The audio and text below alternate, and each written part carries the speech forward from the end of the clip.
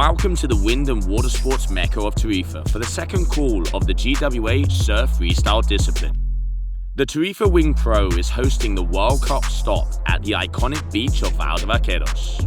It's bathed by poniente levante winds that make it the perfect playground for the world's best wingfoilers to showcase their talents. The stage was set for an epic show and the wingfoil athletes delivered over 2 days of high-octane action. We spoke to some of our Tarifa local GWA athletes to find out how they feel to be competing here at their home spot.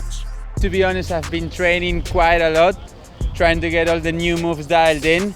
The level is super high, that's for sure. But hey, I'm at home, so I feel safe, strong, and I'm gonna represent Tarifa and go full send.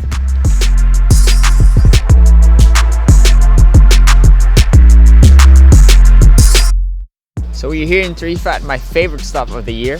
Super happy to be competing at home. I think we're not so lucky with the wind as the usual Tarifa conditions, but you know, Tarifa always delivers, so at one point we're gonna have enough wind to go. And yeah, I think it's gonna be a fun event, full-on freestyle, the way I like it, so just very excited.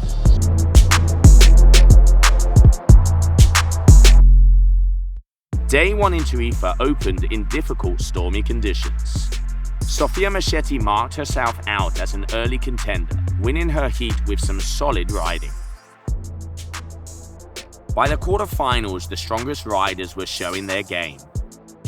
Kylie Beluva won her heat, putting solid numbers on the board. Orancelis was also beginning to find her feet again after returning from injury to win her quarterfinal.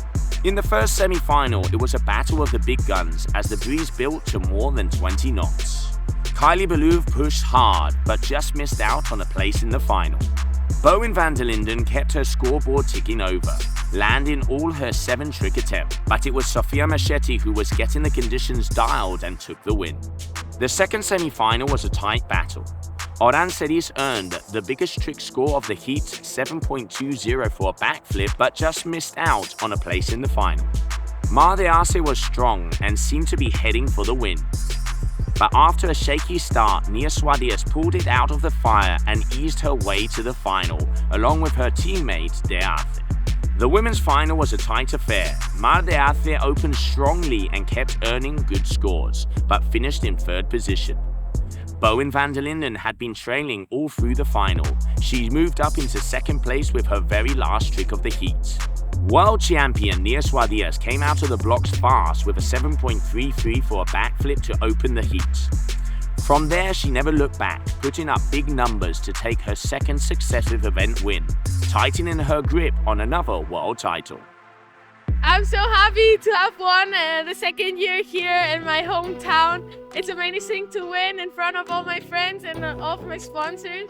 And it's just a really great feeling and hoping to win next year too.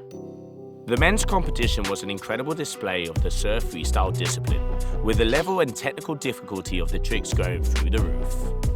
Alan Fadit made a surprise early exit, despite posting some good scores in the poniente breezes that built to 20 knots.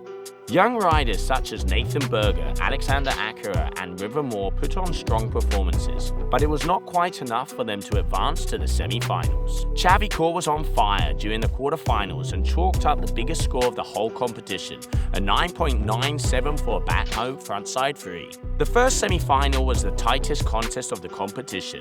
Less than a point separated the top 3 riders.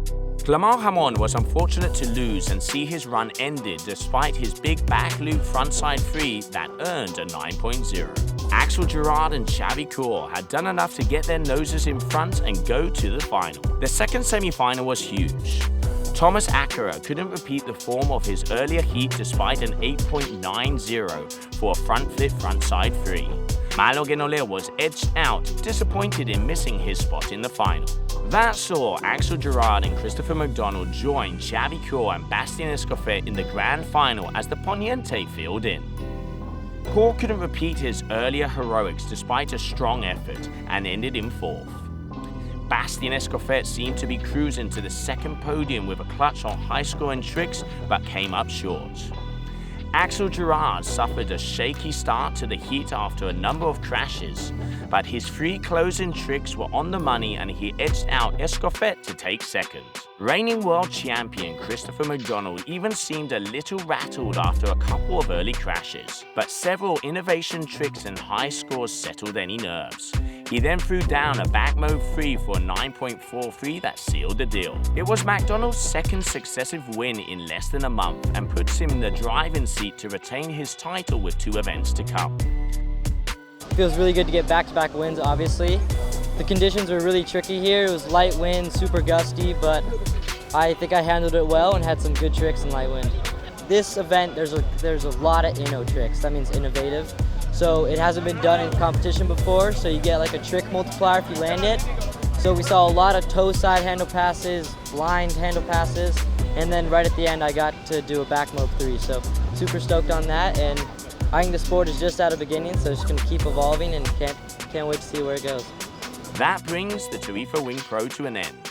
We were once again blessed with perfect conditions here at the wingfoiling mecca that is Tarifa, Spain.